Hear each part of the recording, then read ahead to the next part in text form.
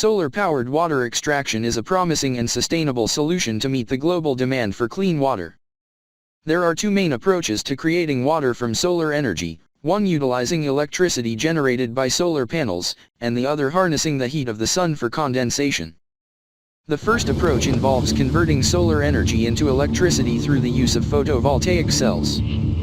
Solar panels capture sunlight and convert it into electrical energy, which is then used to power the mechanisms responsible for extracting water from the air. This method is suitable for small-scale water extraction, where the electricity requirements are relatively low. However, for larger-scale water production facilities, more robust solar power systems capable of generating higher amounts of electricity are necessary. The second approach to solar-powered water creation relies on temperature differentials and pressure variations to facilitate condensation. By creating specific temperature and pressure conditions in a controlled environment, water vapor in the air can be cooled and condensed into liquid water. This method does not require electricity and is particularly useful in regions with high humidity or limited access to electrical power. While there are various technologies available for creating water from the air using solar energy, it is essential to evaluate their efficiency. It is true that numerous technologies can be found through search engines, often promoted by corporations and scientific academies. However, the implementation of these technologies can be expensive. Efficient solar-powered water generation technologies do exist, such as the system developed by engineers at MIT that extracts potable water from dry air. Additionally, Israeli water from air tech firms have launched solar-powered home generators. These advancements demonstrate the potential for efficient water extraction from the air using solar energy. However, it is important to critically assess the cost-effectiveness of these technologies. While advancements have been made, implementing them on a large scale may still pose financial challenges. Further research and development are needed to optimize efficiency and reduce costs to make solar-powered water extraction more accessible and affordable. In conclusion, solar-powered water from air offers a sustainable and environmentally friendly solution to address the global water crisis. The two main approaches, utilizing electricity and harnessing solar heat for condensation, provide viable options for water production. Although efficient technologies exist, their implementation on a larger scale may be hindered by high costs. Continued research and development efforts are crucial to improve efficiency and reduce expenses, making solar-powered water extraction a more accessible and widely adopted solution for clean water production. That's the real secret. What you may not realize is just how efficient such a simple innovative system is, as it interested the need of buying expensive bottled water or going through the hassle of drilling a new well. And thanks to this breakthrough technology, you can now literally drink from the enormous lakes in the air. The water is purified and the unique system can produce up to 30 gallons of clean, fresh water a day, and you won't have to worry about all the nasty chemicals ever again. The fundamentals are so easy, and if properly applied, you can have a virtually unlimited water supply anywhere, even if you live in the desert.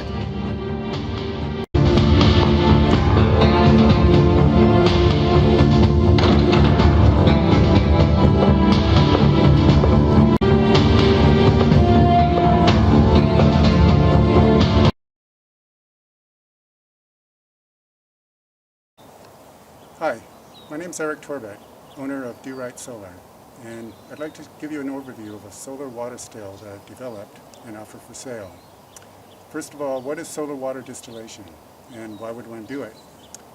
Solar water distillation is using evaporation to purify water and basically remove all impurities. And you're using the sun, and so you're not using any electricity. It just uses the heat of the sun in order to create very pure water. This water is going to be free of heavy metals, pharmaceuticals, nitrates, chlorine, and things like that. It might, if the water contains a little bit of volatile compounds like alcohols or VOCs, that might also evaporate with the water, and so you need to follow it up with some carbon filtration. Activated carbon is very good at removing these final volatile compounds. So the two in combination result in very pure drinking water. let me just show you a little bit more of the details here. The water comes in through here, just a regular hose from the faucet, okay? And there's a manifold right here, and this spreads it onto this black cloth that you see right here, and it becomes saturated. And this entire thing is a glass box, and so the reason why it's all glass is to keep the water very pure. At no point do you want to introduce any impurities into the water, and so there's no plastic or anything like that that's going to contaminate the distilled water. So it's a glass box, sun shines in, the water evaporates, and then it will condense on the inside surface of this glass pane. And so that water, and it's doing it right now, it runs down in little beads and it collects right here. And there's a little glass trough that separates the two sides, so that keeps the clean, purified water on the upper side, and then the impure water, the excess from the black cloth wick, will run down here. And so this is the drain, and you always want to have a little bit going, just for the purposes of keeping the wick wet. If you didn't have a little bit coming out, then the wick there'd be some dry spots. You don't have to waste it. You shouldn't consider it wastewater, though. It's just a very small amount. But since you're outside, you could just water a tree with it, and it turns out to be about a half a gallon or so of wastewater per day. The amount of distilled water that this thing produces per day, here in sunny Santa Barbara, it's about 2 to 3 quarts a day. And so that's enough for 1 to 2 people. Okay, so what I'm going to do now is, this thing has been running for a few days, and this vessel, which is called a carboy, it's a 3-gallon glass vessel. It's glass because you want to keep the distilled water very clean. You don't want to introduce any impurities. If it were plastic, if there were any plastic in here, then the distilled water would be leaching that, and that's undesirable, obviously, for drinking. So everything is inert. The entire still is made out of glass, sealed with food-grade silicone. The tubing is silicone, and then the carboy is glass. So the water is going to be kept very pure. And so it's taken about 4 to 5 days for this thing to fill up here in Santa Barbara. And so now I'm just going to show you how easy it is to just put in a new one. And so this is ready to go. It's ready to put into your water crock. And so you just simply take it off. As you can see, it's filled. So I just take it away. A little bit too much in there. Then I put a stopper on here. And I've already sanitized this. You just use a little bit of sanitizing compound and just swish it around. It's already basically clean. And then you just stick that in there, and you're ready to go. And so that's all there is to it. And so in the next segment now, I'm going to show you what to do with this and how to put it on your crock. Okay, in this next segment, I'd like to show you now what to do with a bottle, a carboy that is completely filled. So you're going to put it in this water crock here. But before you do that, since it's been outside, you want to clean it, give it a good cleaning, especially near the rim. That's going to be the part that touches the water. So I'm just using simple rubbing alcohol. I'm just going to clean around that surface. And any part that's going to be on the inside, you want to give that a good cleaning. Okay. Then, if you choose to, you may want to remineralize your distilled water.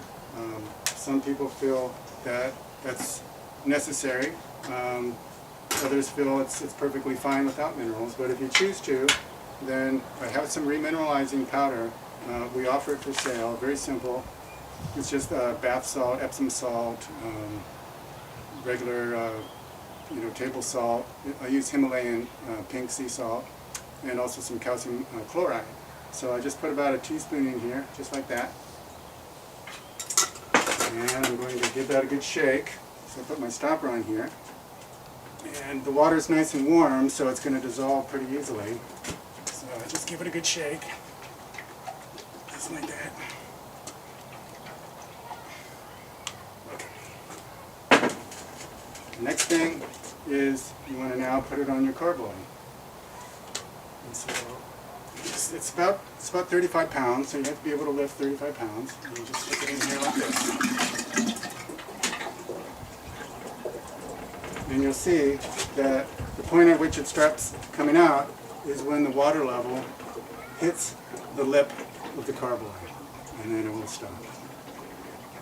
And that's just about right now. Okay, so to do the final carbon filtration in such a system, I have this unique product from Japan. It's called a binchotan stick.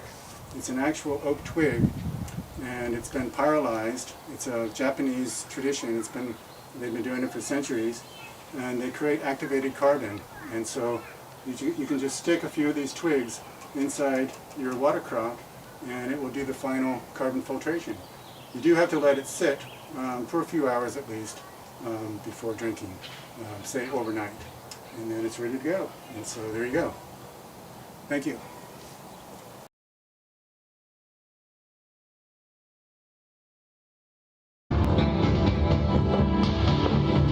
That's the real secret. What you may not realize is just how efficient such a simple innovative system is, as it interested the need of buying expensive bottled water or going through the hassle of drilling a new well. And thanks to this breakthrough technology, you can now literally drink from the enormous lakes in the air.